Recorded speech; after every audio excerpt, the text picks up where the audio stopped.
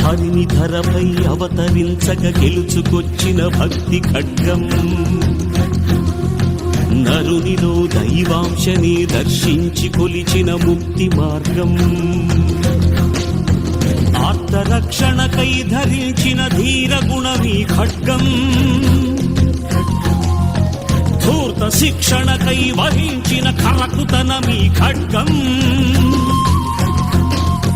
హుంకరించి అహంకరించి అతిక్రమించిన ఆతతాయిల కాంతు చూసిన క్షాత్రసత్వం, అస్తమించని అర్క ఖడ్గం,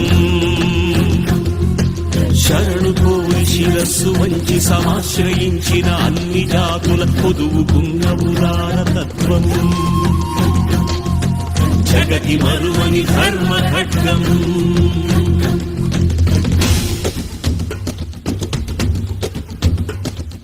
నిద్దురమత్తును వదిలించే కెంజాయల జిలుగి ఖడ్గం,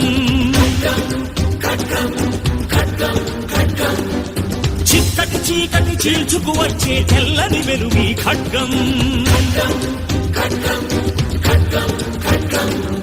మట్టిని చీల్చుకు చిగురించే సిరి పచ్చని చిగురి ఖడ్గం.